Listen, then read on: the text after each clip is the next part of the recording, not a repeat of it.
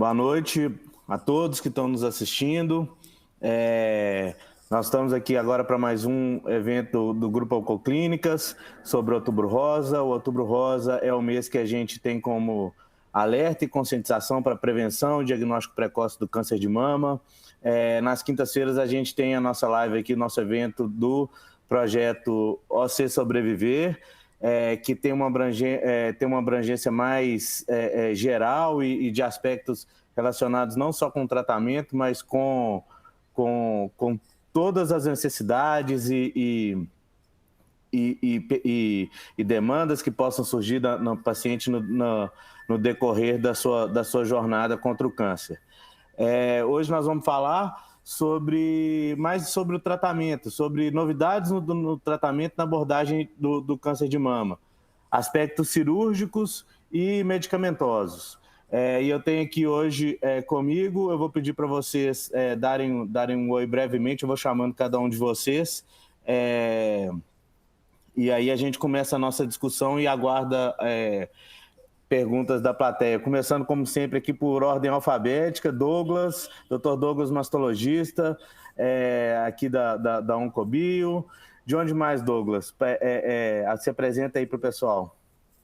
Boa noite, pessoal. Uma honra estar junto desses feras aqui, à disposição para tirar alguma dúvida, principalmente em relação à parte cirúrgica.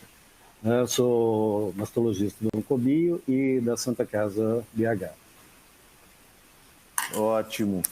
Doutora Flávia Paz também está com a gente, oncologista do Grupo Oncoclínicas, Oncobio, Oncocentro. Flávia, por favor. Oi, pessoal. Boa noite. Eu sou do Grupo Oncoclínicas, especializada em tumores femininos, mama e ginecológico, e estou aqui para a gente poder discutir um pouquinho sobre os tratamentos do câncer de mama. Joia. Doutora Gabriela também está com a gente, da Bahia, de Salvador. Doutora Gabriela, se apresente aqui para o pessoal, por favor. Boa noite. É um prazer estar compartilhando esses conhecimentos com vocês, discutindo um pouquinho, aprendendo um pouquinho também com as nossas pacientes. Então, meu nome é Gabriela, eu sou mastologista, faço tanto a parte da cirurgia oncológica quanto a parte da reconstrução no tratamento do câncer de mama, e sou mastologista aqui da Oncoclínicas do NOB, em Salvador, e da Santa Casa da Bahia, de Misericórdia da Bahia, aqui em Salvador também. É um prazer. Bom, para a gente começar a nossa conversa, primeiramente eu não me apresentei no começo, né? Meu nome é Rafael Brandt, sou oncologista do Grupo Oncoclínicas aqui em Belo Horizonte, no Oncocentro, no Oncobio.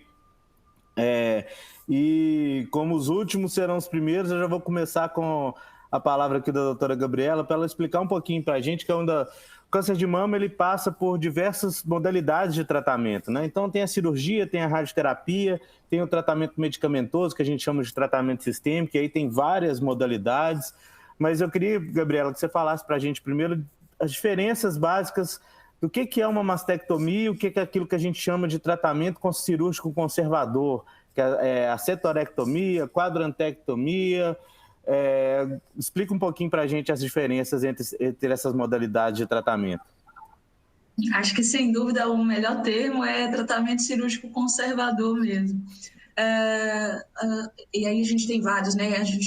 Alguns chamam de ressecção segmental ou de quadrante, mas a principal diferença é que na mastectomia a gente vai tirar a glândula como um todo, em alguns casos conseguindo preservar o complexo areopapilar. O que é complexo areopapilar? O mamilo, o bico do peito, tá? Então, em algumas cirurgias, mesmo removendo a glândula toda, que é o que a gente chama de mastectomia, a gente consegue preservar o complexo areopapilar, consegue preservar o bico do peito.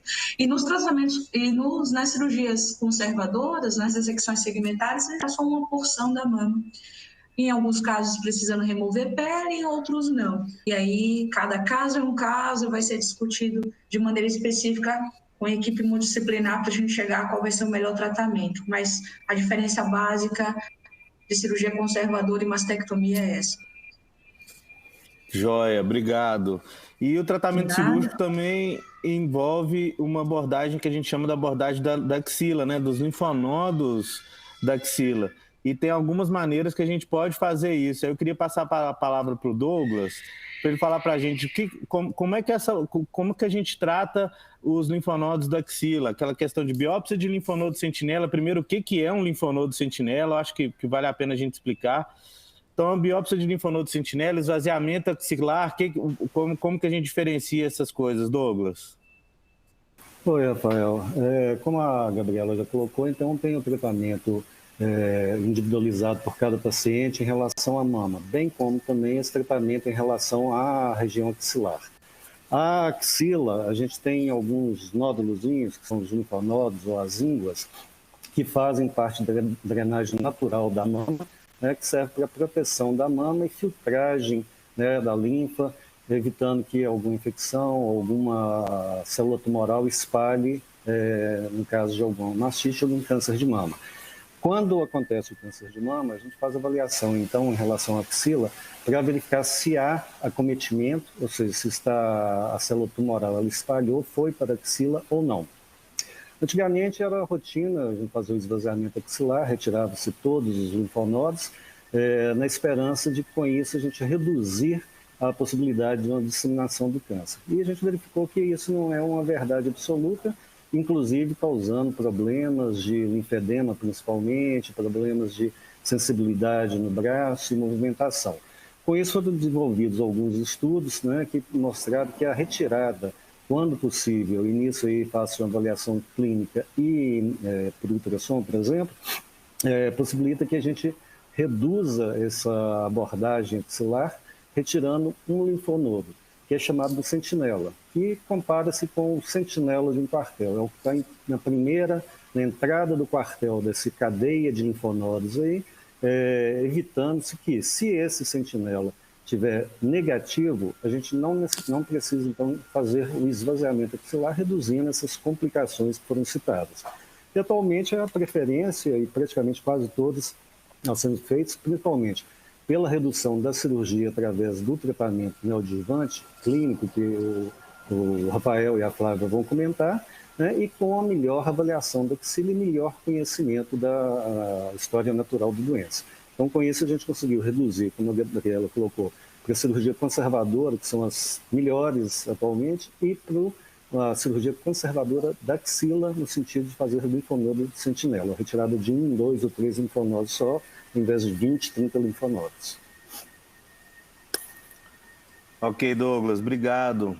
E aí, a sequência do tratamento, a gente depois pode até falar da sequência do tratamento mais especificamente, mas englobando tudo que passa, a gente tem diversas indicações para radioterapia. A mais comum delas é, como a doutora Gabriela explicou, quando você tira só aquela parte, aquele segmento da mama que está acometido com tumor, a gente tem que complementar esse tratamento com uma radioterapia local ali na mama. Existem algumas indicações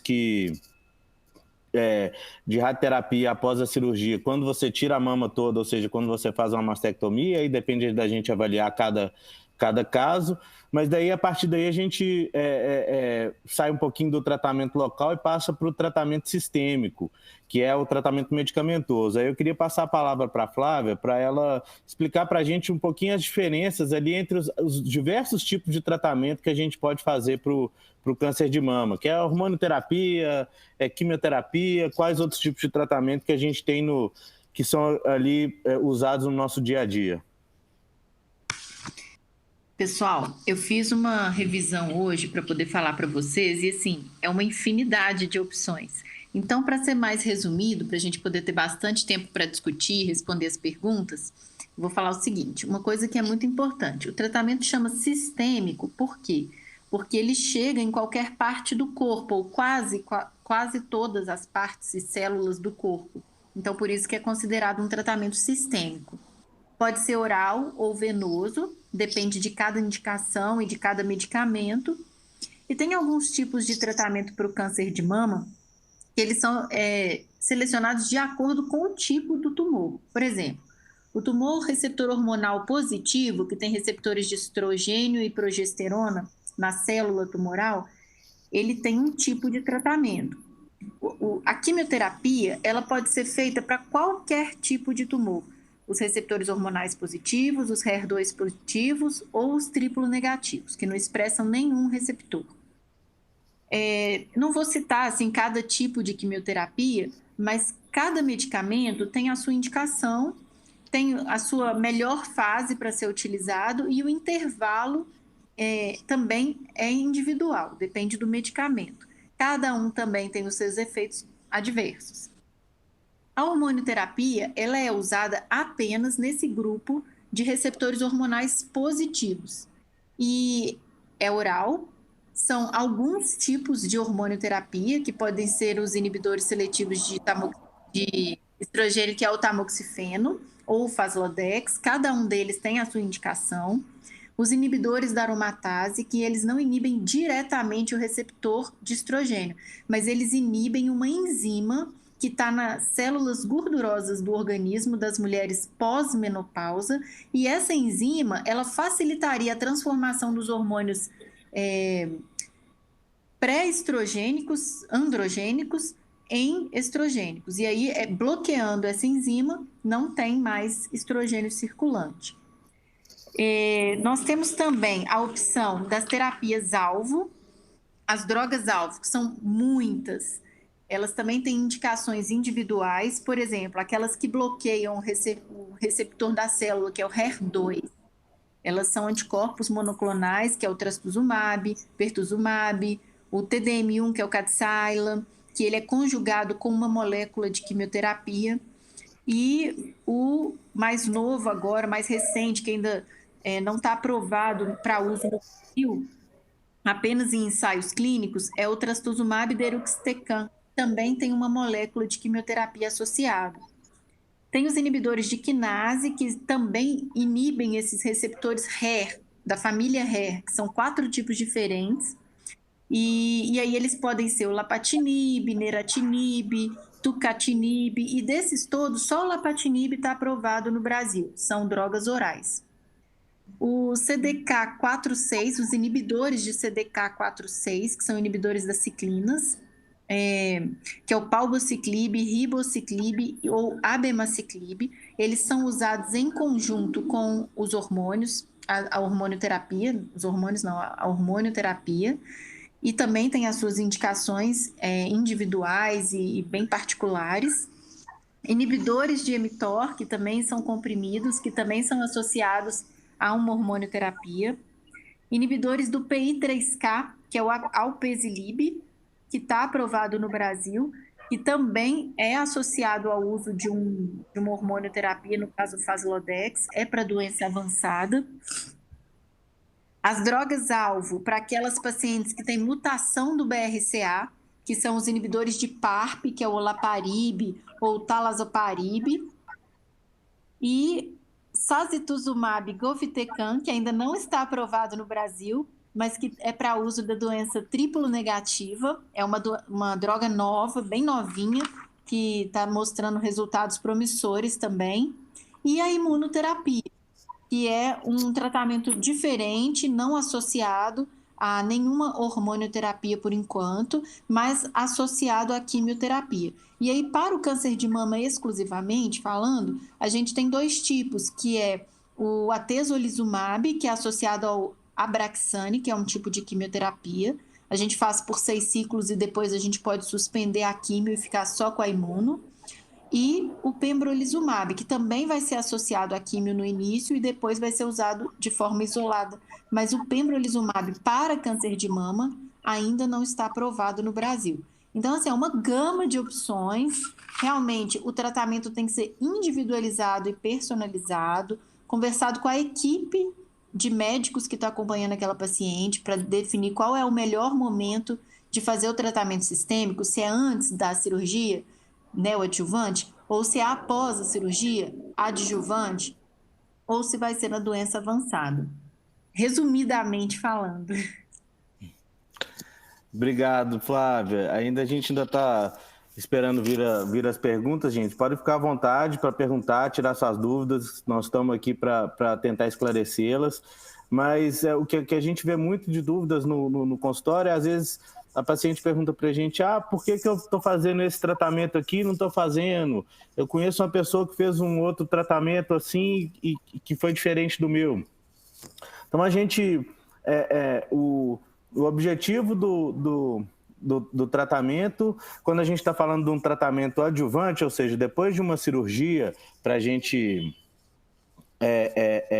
aquele tratamento com intuito curativo, a gente tem que olhar algumas características daquela paciente e da própria doença. Então, tem aquelas características que são locais próprias, que a gente chama anatômicas da doença, ou seja, o tamanho do tumor, se tem um linfonodo na axila, se não tem um linfonodo da axila positivo, e aí a gente olha basicamente isso aí.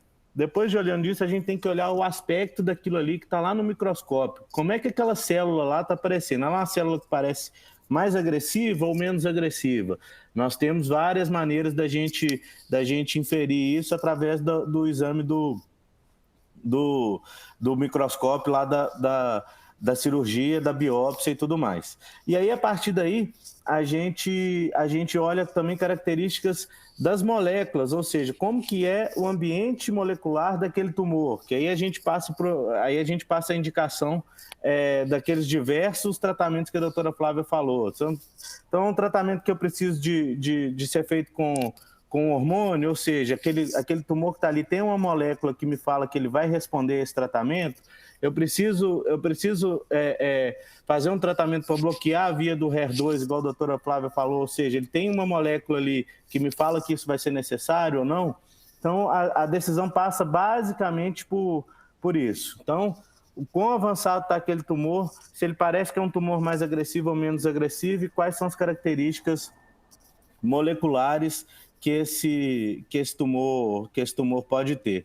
Eu gostaria de passar de novo aqui, enquanto a gente está esperando as perguntas, para a doutora Gabriela novamente, para ela explicar um pouquinho o que é a reconstrução mamária, os diversos tipos, quais situações que ela pode ser feita, que ela não pode ser feita. Esclarece um pouquinho para a gente, Gabriela, por favor. Reconstrução mamária. Acho que reconstrução mamária é um ponto que eu gosto muito de discutir, que é um ponto muito importante para os nossos pacientes.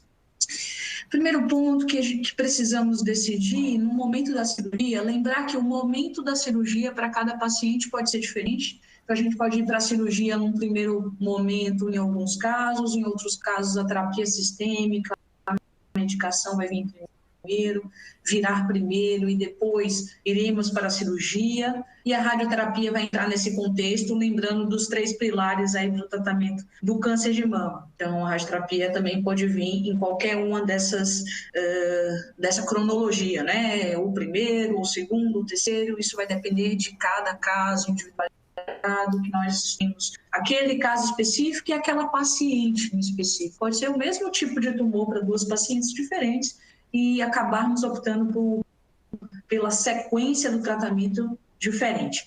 Falando de reconstrução, que foi a pergunta. Então, assim, reconstrução mamária, tanto no tratamento conservador, ela tem um papel fundamental, como nas mastectomias. Reconstrução, a gente não vai falar só nas mastectomias, quando tem a remoção da mama como um todo. Falando no tratamento conservador, muitas vezes a gente, com as técnicas de oncoplastia, nós conseguimos entregar um resultado de bem-estar, de um resultado estético propriamente dito, sem deixar de lado a questão do tratamento oncológico, que é o principal. Um resultado estético melhor para esse paciente, com o reposicionamento do complexo areovacular. E por que eu estou dizendo isso? Então, a mama que era um pouquinho mais caidinha, a gente consegue posicionar essa areola e esse mamilo, posicionando o bico do peito e fazendo uma simetrização. Então, a quantidade de tecido que a gente tira de um lado, a gente vai remover do outro e configurar e formar essa neomama, essa nova mama. A opção por mastectomia ou cirurgia conservadora vai depender muito do tamanho do tumor em relação à mama. Então, não é só o tumor específico. Se a gente está com o mesmo tamanho de tumor numa grandona e numa mama pequenininha, isso vai mexer com o nosso tratamento cirúrgico também. É lógico que existem indicações específicas que vão ser necessárias partir para mastectomia, um paciente de alto risco, que tem aí a história, uma mutação que aumente muito o risco de câncer de mama, e num outro momento podemos discutir sobre esse ponto. Do ponto de vista de cirurgia conservadora, é isso, do ponto de vista da mastectomia. Então, remover a mama por completo, a gente tem algumas formas de reconstrução. Tem alguns casos a gente precisa remover uma quantidade grande de pele, precisa tirar a pele de um outro lugar para que a gente faça essa nova mama. Essa pele ela pode ser removida da barriga, um retalho que a gente chama de TRAN, ou do dorso, um outro retalho muscular, então tira uma parte do músculo e da pele do grande dorsal, que é um outro retalho que pode para a formação da neomama. Algumas vezes a gente vai utilizar a gordura corporal mesmo e fazer esse retalho só com limpo-enxerto, só com gordura, sem necessidade de implantes. E hoje o que a gente tem, o maior número de casos, a gente consegue fazer uma reconstrução adequada com o implante. Lembrando que a opção por cada uma delas, implante que é a prótese de silicone, tá? Pode ser uma prótese de silicone totalmente de silicone, em outros casos é necessário um expansor ou um implante expansor, que é aquela que tem uma parte de silicone e a outra parte nós vamos expandir no consultório posteriormente. Então, existem diversas formas de reconstrução, aqui eu citei algumas, e a opção por uma ou por outra vai depender da paciente que está na nossa frente, do tumor que está na nossa frente. A gente vai estudar qual é a cirurgia e qual é a reconstrução que vai ser mais específica para ela. Não sei se o Dr. Douglas quer completar essa pergunta, porque a gente tem uma abrangência grande de possibilidades de reconstrução. Acho que vale a pena, talvez, o Dr. Douglas ponderar também. Eu queria fazer uma pergunta, Gabriele. Eu só queria fazer uma pergunta sobre a reconstrução, que eu fico um pouco na dúvida. Uma paciente me perguntou e eu não soube responder. Quais são os critérios que vocês usam para poder definir se é melhor fazer a reconstrução imediata ou depois do tratamento sistêmico, radioterapia, colocar o expansor, né? Tem algum critério que vocês usam? Acho que o critério principal é a paciente que está na nossa frente, no sentido de hoje a gente não tem limitação para a reconstrução imediata, somente para os tumores inflamatórios. Então, um subtipo específico é o carcinoma inflamatório, que existe um questionamento ainda se deve ser feita a reconstrução imediata. Para os demais, para os outros tumores, a possibilidade de reconstrução imediata, ela sempre vem à tona, mas eu preciso saber quem é a paciente que está na minha frente. Por que eu estou dizendo isso? Porque se ela tiver comorbidades limitantes, alguma coisa que o tempo cirúrgico a gente precisa ser um pouquinho menor em relação ao tempo cirúrgico, alguma limitação física, alguma necessidade expressa de viajar. Eu preciso operar hoje e viajar daqui a 2 dias. Então, assim, a reconstrução exige um pós-operatório um pouquinho mais próximo do seu médico que fez a cirurgia. Então, essas são as ponderações, mas não um limite para a reconstrução. O limite vem das possibilidades de reconstrução, que a gente precisa ver se a paciente, primeiro, por exemplo, tem gordura corpórea para que a gente faça um retalho lipoenxertado. Se ela for uma paciente bem magrinha, talvez o implante seja a melhor opção para ela. Em alguns outros casos, a gente pode usar o próprio só o grande dorsal, sem implante associado. Então, a opção, a escolha da reconstrução vai depender da nossa paciente e do tumor que ela tem, se vai precisar ressecar a pele, se não vai precisar ressecar a pele. Mas a oferta de reconstrução imediata hoje é uma oferta que é possível em todos os casos. A radioterapia não é uma limitação para reconstrução de forma nenhuma, seja ela com implantes ou com retalhos, sabendo que existem efeitos colaterais da radioterapia, existem, mas nós sabemos o quanto a radioterapia é importante. Então, na hora que eu vou conversar com a minha paciente sobre a reconstrução, eu já coloco para ela que a radioterapia vai ser importante, se a gente já tiver essa informação de que ela vai para a rádio, e que sim, pode gerar sequelas. As minhas pacientes podem estar acompanhando aí, sabem que eu mostro essas fotos, falo, pode acontecer isso, mas acontecendo, a gente depois vamos preparar os reparos. Então, outras cirurgias podem ser feitas para fazer reparo. Existem limitações? Existem. Então, alguma vez, alguma paciente pode chegar para mim, eu estou com essa contratura, isso aqui eu consigo resolver, isso aqui eu tenho um limite para resolução, mas a radioterapia é extremamente importante e ela não é limitante de maneira nenhuma para reconstrução imediata. Douglas, Não sei se eu nós já lá, né? Douglas, eu já vou até abrir aqui, que já tem uma pergunta da Rafaela que está chegando aqui, e aí eu já até emendo com um caso que é recorrente aqui nos nossos eventos. Ela pergunta quando que a cirurgia profilática ela é indicada, ou seja, aquela cirurgia que não é uma cirurgia para você tratar o tumor, mas sim uma cirurgia para você evitar que a paciente tenha tumor. E aí a gente já explora isso, e eu gostaria que você falasse também um pouquinho da diferença que tem entre fazer uma cirurgia que é preventiva e outra que é uma cirurgia terapêutica mesmo, para tratar. Que tipo de diferença que pode ter? Oi, Rafael, essa é uma pergunta realmente recorrente no consultório, porque muitos pacientes, com esse efeito Jolie que aconteceu com a mastectomia, exatamente, né?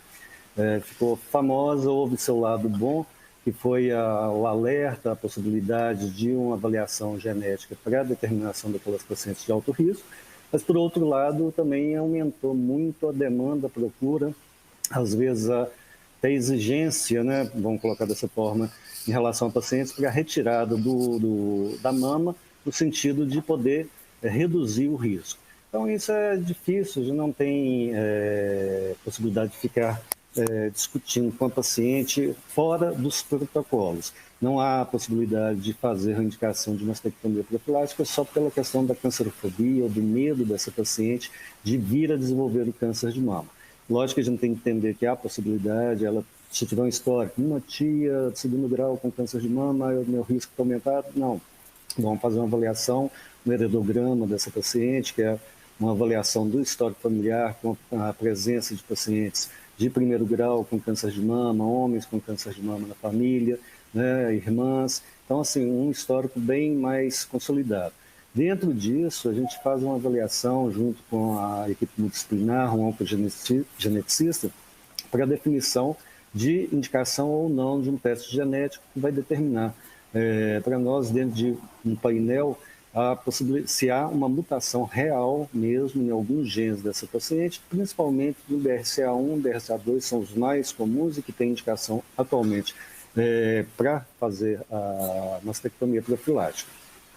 A mastectomia profilática, o que seria então? É aquela paciente que tem uma mutação genética comprovada por exame ou um histórico familiar muito, muito positivo, né, e que tem que ser discutido com essa paciente.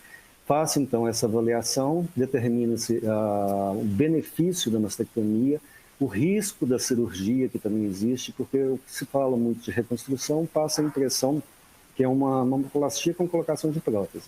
Não é de forma alguma, é totalmente diferente, os riscos e complicações são muito maiores e a pessoa não está preparada para isso, apesar do medo. Então, esse medo do câncer supera aquele risco das complicações, então isso tem que ser deixado bem claro para a pessoa que não é isento de risco, não é uma cirurgia estética.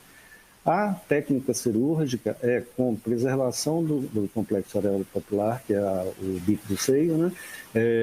Porque não justifica sua retirada se não tem um câncer de mama presente, ela só tem um risco aumentado.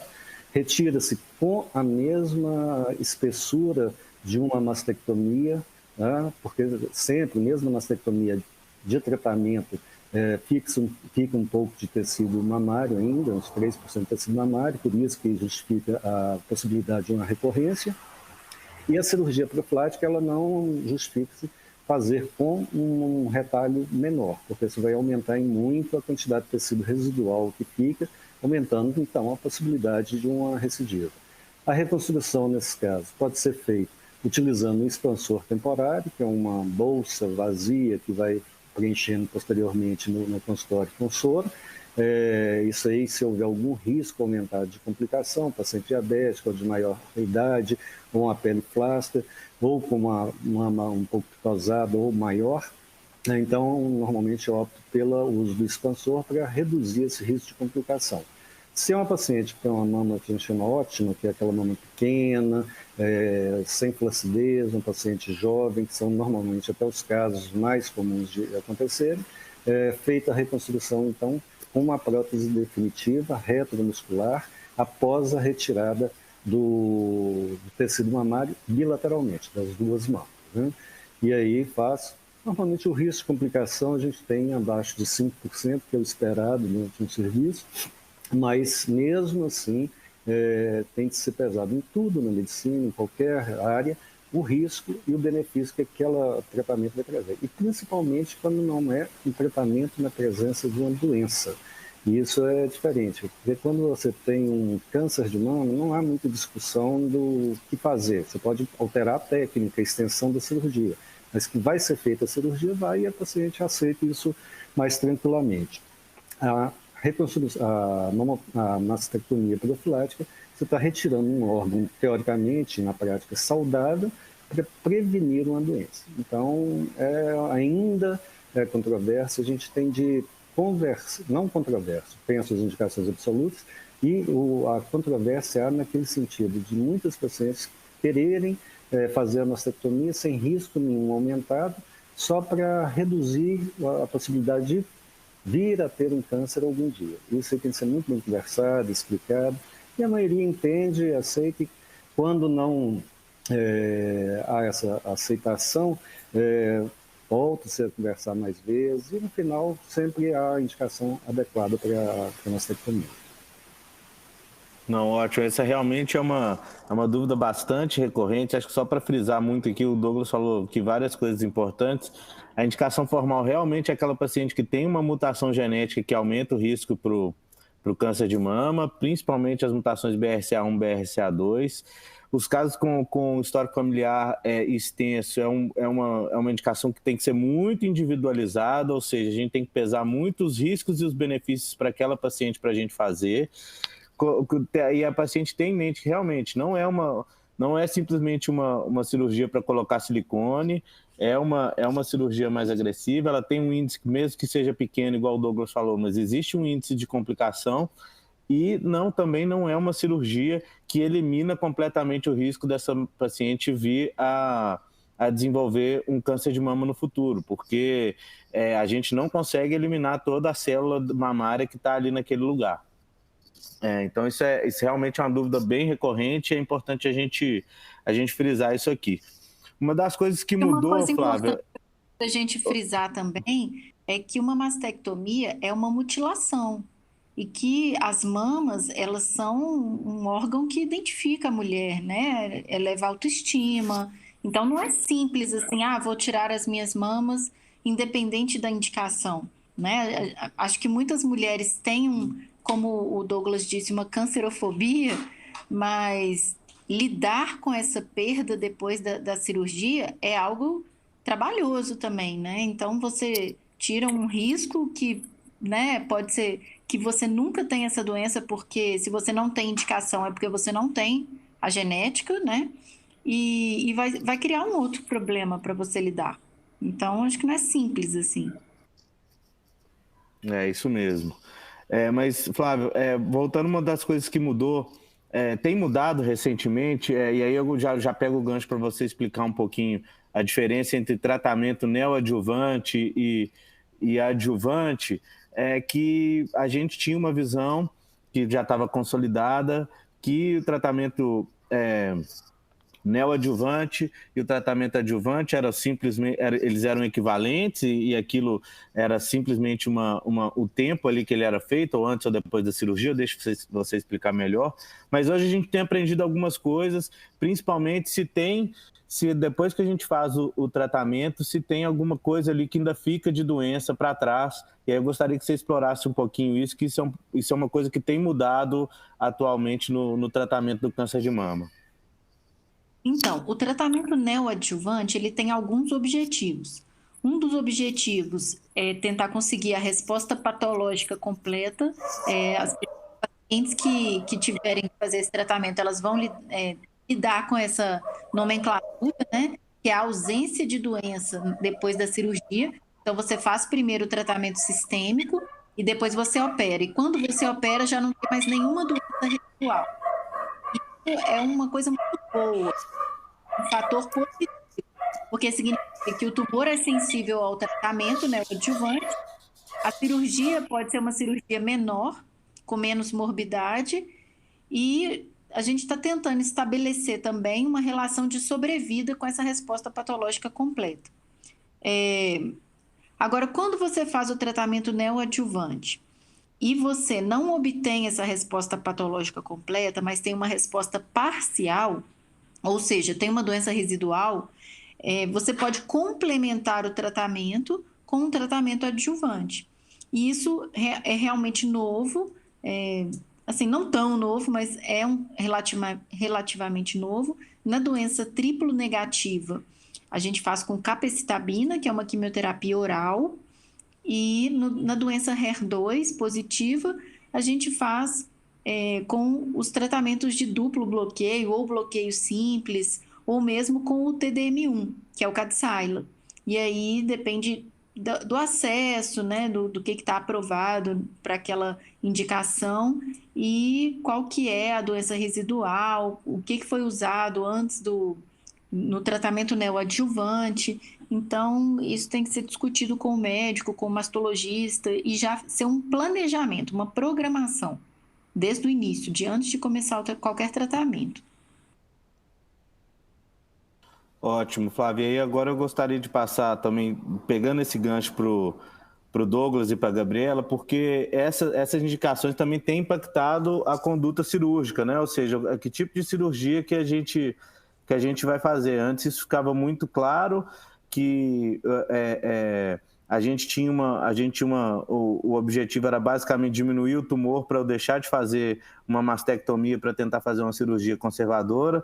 Mas hoje isso tem mudado também, isso tem tido impacto naquela paciente que tem o linfonodo da axila acometido, então já tem algumas coisas aí que estão caminhando nesse sentido da gente poder poupar essa paciente de tirar todos os linfonodos, como o Douglas falou no começo. Se ela tem uma boa resposta, já tem estudos em andamento que estão testando não fazer radioterapia nessas pacientes que têm uma resposta boa. Eu gostaria que a Gabriela e o Douglas falassem um pouquinho dessa questão cirúrgica que também está mudando um pouquinho com o tratamento neoadjuvante, ou seja, quando a gente faz o medicamento antes da cirurgia. Oi. O Douglas quer começar ou eu começo? Pode começar, Gabriel. Pode. Tá bom. Então, com a possibilidade do tratamento sistêmico inicial, né, que é a quimioterapia neoadjuvante, que seria o conceito aí, então a gente vai começar com a terapia sistêmica e depois vai para a cirurgia. Com o avanço das terapias, o avanço das drogas, utilizando cada vez drogas mais específicas para aquele tumor, para aquela paciente, nós temos resultados espetaculares em relação à quimioterapia neoadjuvante, com redução da lesão tanto na mama quanto na axila. E hoje nós já temos trabalhos que nos permitem reduzir essa cirurgia. Então, reduzir a necessidade de remoção de pele, reduzir a necessidade de mastectomias e para cirurgias conservadoras, tanto na mama quanto na axila. Na axila isso também já é possível, então hoje já temos dados pelas respostas que temos em relação à quimioterapia de deixarmos de fazer a linfadenectomia axilar, então deixarmos de promover mais efeitos colaterais, já que o linfedema é muito mais frequente na linfadenectomia do que no linfonodo sentinela, que o Dr. Douglas já tinha conversado. Então, promover o tratamento, a quimioterapia neoadjuvante nos ajuda a promover o tratamento que a paciente necessita. Então, não é necessário um tratamento cirúrgico tão ampliado naquela paciente que tem a resposta, né? Lógico que precisa ver qual a paciente, então se é um tumor multicêntrico, se tem vários quadrantes envolvidos, infelizmente a indicação de mastectomia ela vai permanecer, independente da quimioterapia neoadjuvante. Precisamos avaliar como vai ser a resposta dessa axila também, se permanecer doença na axila, vai ser necessária a linfadenectomia axilar, mas nós vamos moldar o tratamento no que a paciente necessita após quimioterapia.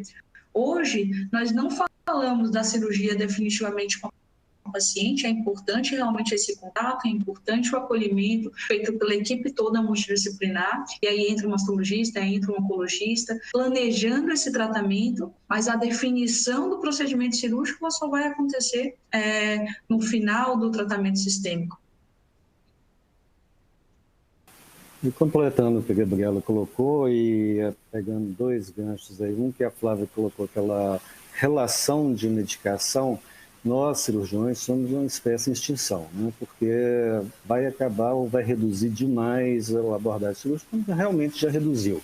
E a gente vê atualmente que o tratamento conservador ele tem o mesmo efeito, complementado com a radioterapia, o mesmo efeito de uma mastectomia. Isso é um grande argumento que a gente tem, voltando a outra questão, que é a mastectomia, que nós colocamos profilático. Muitas vezes que o paciente quer fazer uma mastectomia com câncer de mama, sem a necessidade de realizá-la, podendo ser feita uma cirurgia conservadora, ou pelo próprio tumor em si inicial, ou atualmente a grande vantagem da quimioterapia neoadjuvante é reduzir esses tumores, na grande parte. Temos a hormonoterapia também neoadjuvante, que tem reduzido para a gente o tamanho dos tumores, fazendo cirurgias menores, com resultado, igual a Flávia bem colocou também.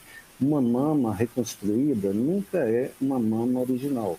Então, a sensibilidade dessa mama muda com uma reconstrução, as características delas, exceto em alguns casos que a gente consegue melhor resultado do que a original, mas a grande maioria, a mama original em si é preferível do que uma reconstrução. Então, nesse papel que a gente agradece à oncologia por fazer essa redução tumoral, e é ela que realmente vai estar tratando, né? A imunoterapia, que é o que vai resolver individualizar cada tratamento e vai poder resolver eliminar esse tumor, vai reduzir muito, como já reduziu bastante a parte cirúrgica. Mas vamos ficar mais para a parte, vamos colocar estética, melhorar algum resultado, mas realmente a cirurgia ela tende a reduzir bastante.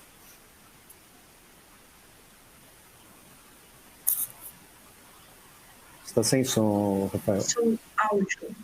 Opa, desculpa, eu deixo com você aqui, Douglas, ainda, e os outros podem complementar se quiser, mas é porque chegou mais uma pergunta aqui para mim, que a gente sabe que a indicação do rastreamento com mamografia pela Sociedade Brasileira de Mastologia é daquelas pacientes a partir dos 40 anos. Mas quando se faz necessário eu fazer esse rastreamento antes dos 40 anos? E aí eu complemento um pouquinho com a pergunta da plateia com uma outra coisa.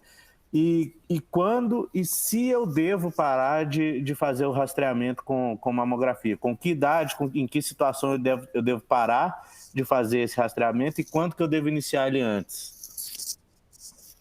Rafael, esses são os limites de idade, né? O limite inferior e a recomendação da Sociedade Brasileira de Mastologia é 40 anos, tá? É diferente da recomendação do Ministério de Saúde, que é a partir dos 50 anos, mas a gente tem um trabalho interessantíssimo brasileiro, conduzido pelo Grupo de Goiânia, que mostrou assim, a incidência, quase um quarto dos casos de câncer de mama no Brasil acontece nos pacientes jovens. Era um dado que a gente estava precisando consolidar, porque era a percepção que nós tínhamos no consultório, que estava chegando muito paciente jovem.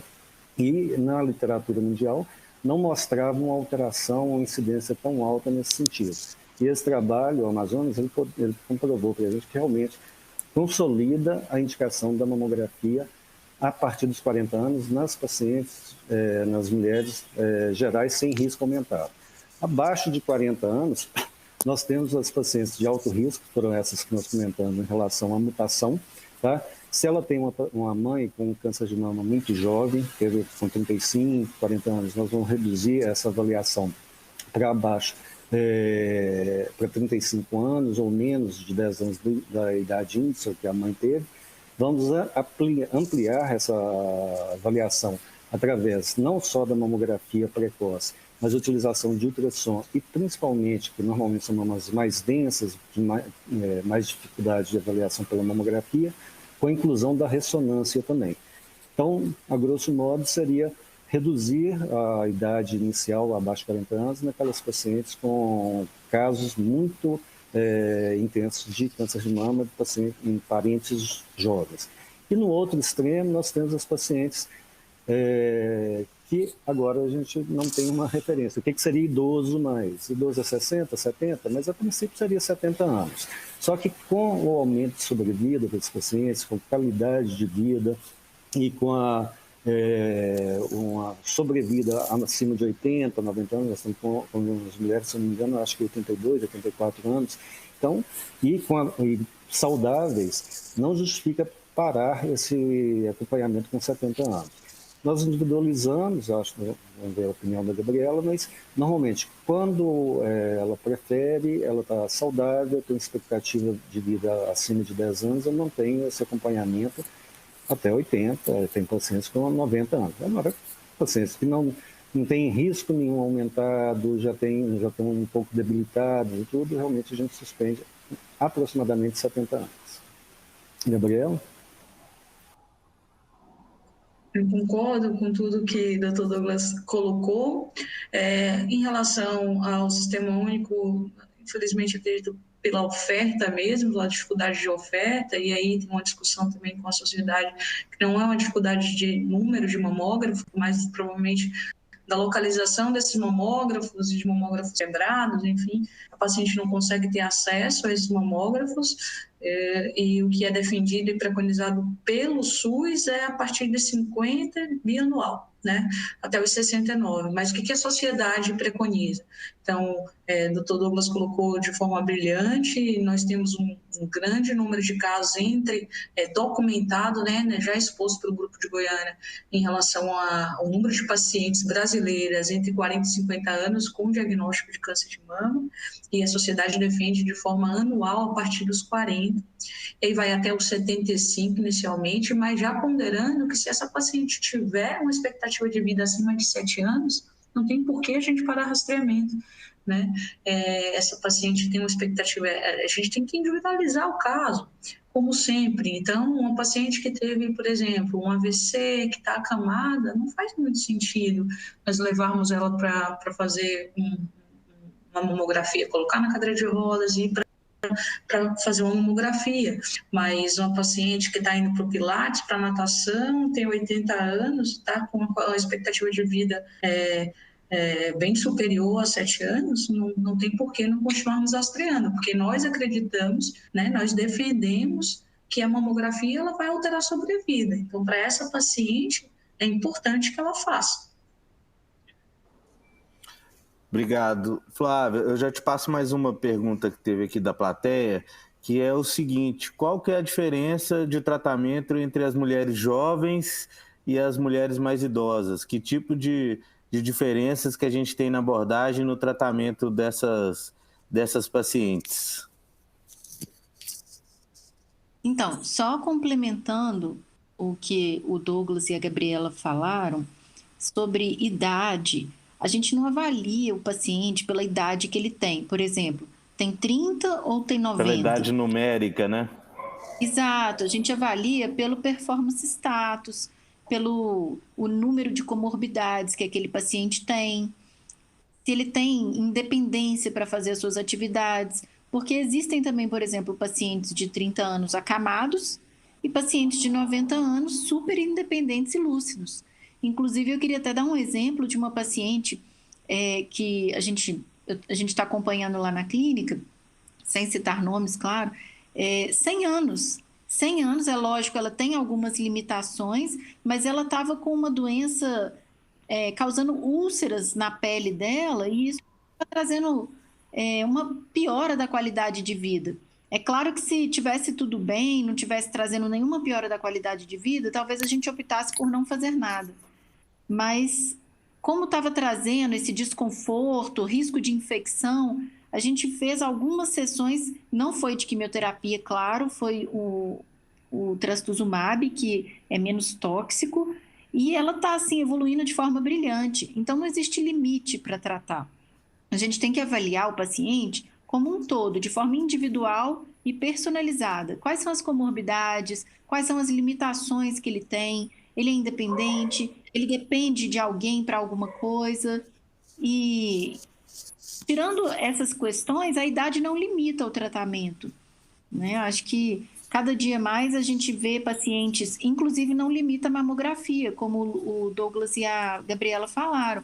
Se a paciente ela é rígida, ela é lúcida e ela quer fazer a mamografia, eu não vejo problema, né? Então, a gente tem, inclusive, muitas pacientes idosas, acima de 80 anos, fazendo mamografia, com doença inicial, potencialmente curável e que tem muita vida pela frente.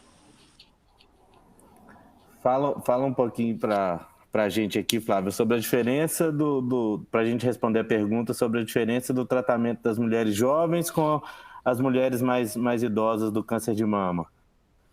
Então, isso depende do tipo de tumor, da necessidade de tratamento. Por exemplo, se é uma doença curativa e a paciente tem condições de receber quimioterapia, ela vai receber independente da idade. A gente vai avaliar o número de comorbidades, a toxicidade, reduzir dose. Agora, se é uma doença que a gente consegue diminuir, reduzir a intensidade de tratamento, por exemplo, fazer uma hormonioterapia, né, que é um comprimido, é mais confortável, menos tóxico que uma quimioterapia, a gente dá preferência para a hormonioterapia. Isso tudo é muito individual, é uma decisão que tem que ser tomada junto com a família e o médico. As pacientes jovens, se forem rígidas, não tiverem nenhuma limitação, realmente recebem tratamentos mais agressivos pelo potencial de cura, pelas condições clínicas de tolerarem melhor os tratamentos. E as pacientes idosas, a gente vai pesando os riscos e os benefícios de cada tratamento, mas a gente não limita exclusivamente pela idade. Eu acho que aqui uma diferença... Não, sim, acho que aqui uma diferença que a gente tem aqui, não só a questão de ser jovem ou ser mulher idosa, é a questão de se a mulher ainda menstrua ou se a mulher não menstrua mais. Porque isso vai mudar um pouco a abordagem que a gente tem, principalmente do tratamento hormonal, né, da hormonioterapia. Igual você falou no começo, existem medicamentos que eu posso dar para qualquer mulher e existem medicamentos que eu posso dar apenas para aquelas mulheres que não têm o ovário funcionando mais, ou seja, que estão já na menopausa, justamente para não comprometer o efeito da medicação. Para aquelas mulheres que ainda menstruam, ainda tem a situação que a gente pode fazer, que a gente vê que aumenta a eficácia do tratamento, é a gente adicionar ao comprimido alguma medida para a gente fazer o que a gente chama de supressão ovariana, ou seja, a gente pôr os ovários da paciente em repouso ali, para que eles não funcionem mais, e que com isso a gente consegue uma eficácia maior do tratamento hormonal. Não é para toda paciente que está na pré-menopausa, existem as indicações, mas acho que aqui, igual a Flávia também falou para a questão da mamografia, a idade não pode ser vista apenas como um número. A gente tem que levar em consideração as características da paciente, as características da própria doença em si, para a gente tomar essas decisões. Chegou mais uma pergunta aqui da plateia e eu achei essa pergunta aqui bastante interessante. E aí ela tem alguns desdobramentos dessa pergunta. Eu vou começar aqui com o Douglas ou com a Gabriela, que se tem algum tempo para eu fazer a reconstrução. Ou seja, eu tenho que fazer ela logo depois que eu termino o tratamento, se eu posso fazer... Existe algum limite de tempo que eu não consigo mais fazer essa reconstrução da mama depois do tratamento? Não, Rafael, essa pergunta é realmente interessante, mas a tendência atual, e já há um bom tempo, é que essa reconstrução seja feita imediata ao tratamento de mastectomia. E quando nós falamos em reconstrução, é retirada da mama como um todo e reconstrução com algum tecido, ou autólogo, né, ou com prótese mamária. Essa reconstrução, exceto nas contraindicações, realmente a contraindicação mais absoluta, e assim mesmo a gente individualiza, é o carcinoma inflamatório, ela é feita de imediato, tá? Seja com o extorsor, na necessidade de retirada de mais pele, ou com a prótese definitiva. Em relação à realização de radioterapia ou não, eu tenho a tendência a realizar todo o tratamento de reconstrução previamente à inclusão da radioterapia no tratamento complementar. Porque a radioterapia, apesar de ser essencial ao tratamento, em termos de reconstrução, ela é um pouco deletéria, ela atrapalha um pouco nesse sentido.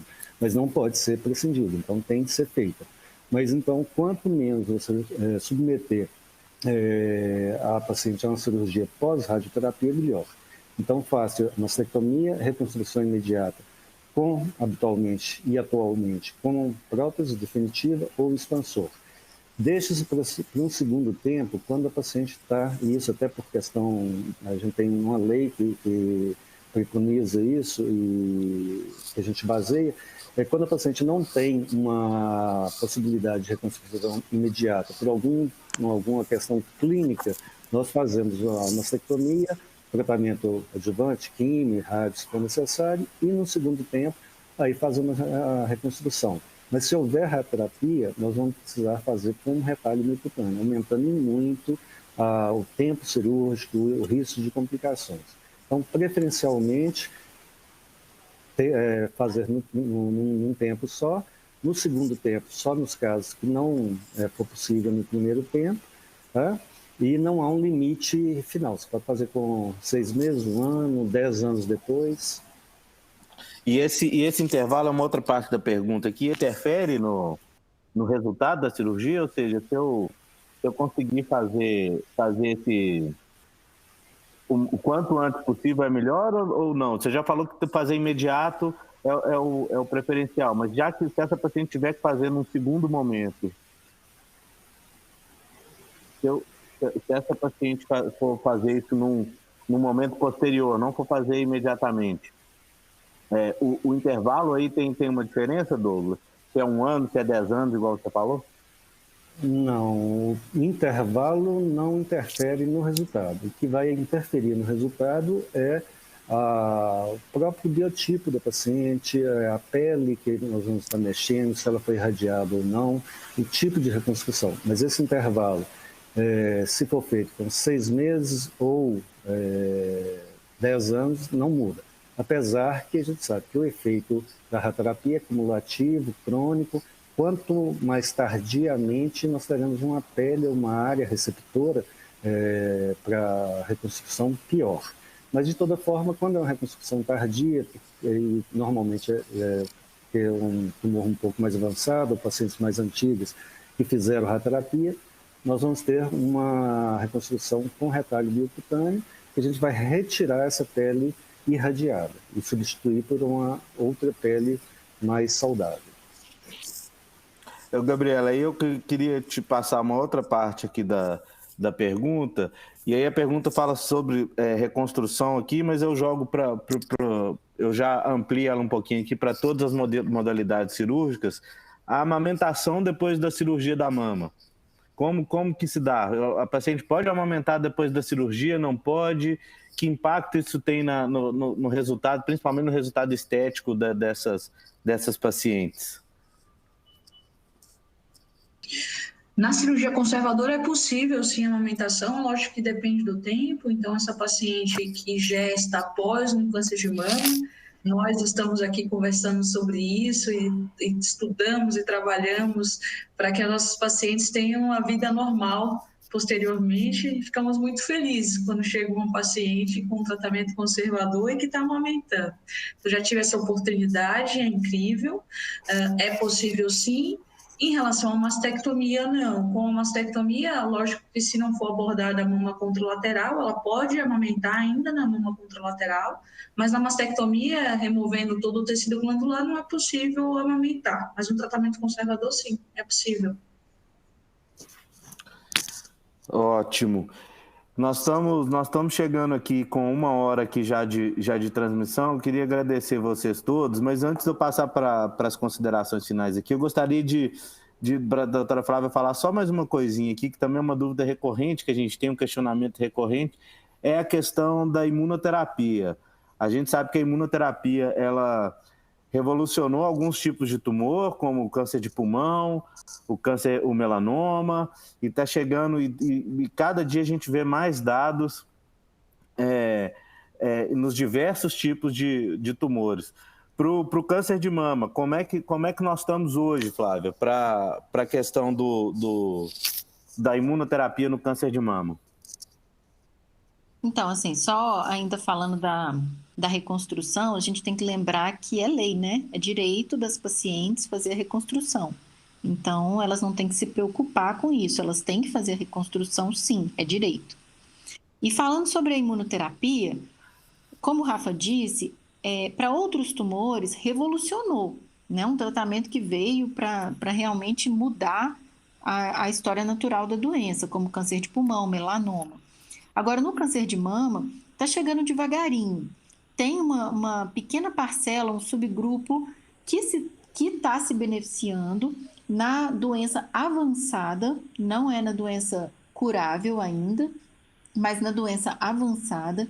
Essa população é aquela que expressa uma proteína que a gente chama de PDL1, que tem nas células imunes. Porque o que a imunoterapia faz?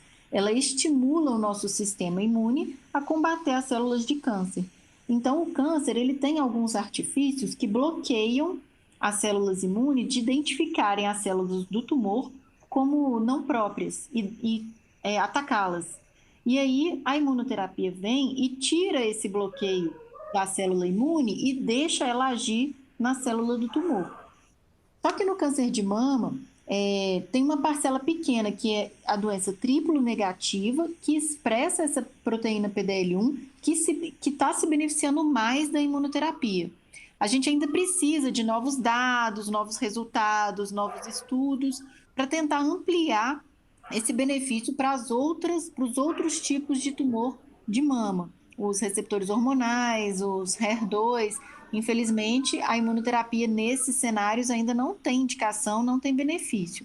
Então, e mesmo na doença triplo negativo com PDL1 negativo, os benefícios ainda são iniciais. Então, a gente realmente precisa de mais estudos e mais coisas para poder se basear nessa indicação. Mas realmente, eu acho que o futuro, a imunoterapia vai fazer parte, sim, das opções de tratamento do câncer de mama. Já está, né, entre as opções, mas vai ampliar essa indicação. Bom, ótimo. Obrigado, Flávia. Eu gostaria de abrir para vocês aqui, para a gente fazer nossas considerações finais e agradecer muito a presença de vocês, doutor Douglas, doutora Gabriela, doutora Flávia. Acho que foi ótimo, nós tivemos a oportunidade aqui de esclarecer dúvidas que realmente são recorrentes no nosso dia a dia, no consultório, né? Realmente as pacientes vêm com esses questionamentos. E aí passar a primeira palavra para o Douglas ali, para ele finalizar, fazer as considerações deles finais.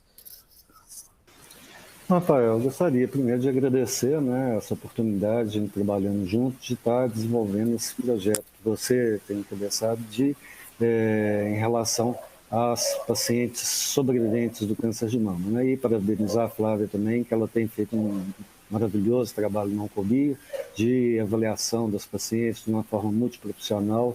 Tá, assim, nesse Outubro Rosa está sendo excepcional. A paciente consegue, numa manhã só, no horário só, já fazer várias consultas, exames e resolver. E eu acho que a sugestão, e é uma coisa que a gente coloca há vários anos, todos os meses são rosa. Então, acho que a gente tem de multiplicar essas ações, mantê-las durante o ano todo, porque é essencial para o paciente a informação, o bom atendimento e a resolução das necessidades dela. Agradeço a todos, uma boa noite para todos. Douglas, obrigado. Eu continuo com a minha ordem alfabética aqui. Flávia, faça suas considerações finais, por favor. Eu queria agradecer a oportunidade de falar para vocês, de poder explicar um pouquinho sobre o tratamento sistêmico. Foi um prazer, uma honra. E complementando lá a informação do Douglas, puxando a sardinha, lembrar que as mulheres que já tiveram câncer de mama, elas podem desenvolver outros tumores. Então, tem que continuar fazendo as prevenções. Colonoscopia a partir dos 50 anos, o Papa Nicolau com a ginecologista anualmente, porque o câncer de colo de útero existe, avaliação dos ovários, endométrio, porque infelizmente a gente está exposto e a prevenção existe justamente para isso, para fazer diagnóstico precoce e para evitar de ter um novo câncer. Esse projeto acontece na Oncobio, pelos convênios que aceitam lá. Divulguem para as mulheres que vocês gostam, que vocês amam, porque quem ama cuida. Então, é uma oportunidade. Mas, de qualquer forma, muito obrigada pela oportunidade, Rafael. Brilhante trabalho com as pacientes. Esse novo projeto da Oncoclínicas está realmente se superando. Parabéns. Obrigado, Flávia. Gabriela, foi um prazer, muito obrigado pela participação, diretamente aí de Salvador, muito obrigado mesmo por ter aceitado o nosso convite, e peço para você aí suas considerações finais. Sim, foi um prazer, uma honra estar compartilhando esses conhecimentos com vocês, compartilhando esse momento de aprendizado, né, com vocês, com essa equipe aí de primeira. Agradecimento ao Grupo Oncoclínicas de maneira geral, mas em especial ao grupo do qual eu faço parte, do Núcleo de Oncologia daqui da Bahia, do Núcleo da Mama. Esse projeto com foco na paciente é fantástico, porque elas são a razão de tudo, né? Elas são a razão da nossa dedicação, e ter esse momento para poder tirar dúvidas é muito especial. Aproveito aqui para finalizar, se ficou alguma dúvida, se ficou algum questionamento, anota no papelzinho, volta no seu médico, conversa com ele. É importante que você tenha um esclarecimento, que você entenda o que está acontecendo. Provavelmente a gente tem pacientes aqui que estão no meio do tratamento agora, outras já são sobreviventes do câncer de mama e estão bem, outras acabaram de receber o diagnóstico. São muitas informações, anota no papel, não deixa de perguntar. É importante para vocês que vocês esclareçam todas as suas dúvidas. Foi um prazer, muito obrigado pela oportunidade. Bom, com isso eu encerro, pessoal, mais uma vez, lembrando ali, pegando o gancho da Gabriela, realmente a pessoa mais indicada para responder suas dúvidas específicas é o seu médico. Então aqui a gente faz as nossas orientações gerais, esclarece dúvidas, mas realmente para o caso específico, para o seu caso, para você ainda restou alguma dúvida, realmente a melhor pessoa para responder, esclarecer sua dúvida é o seu médico. Gostaria de agradecer a participação de todos, achei que foi muito bom, foi ótimo, conseguimos abordar aqui pontos importantes de dúvida das pacientes. Lembrando vocês que na semana que vem, quinta-feira que vem, às 18 horas, nós teremos uma outra live aqui do Outubro Rosa, específica do nosso projeto do OC Sobreviver. E muito obrigado, pessoal. Até a próxima.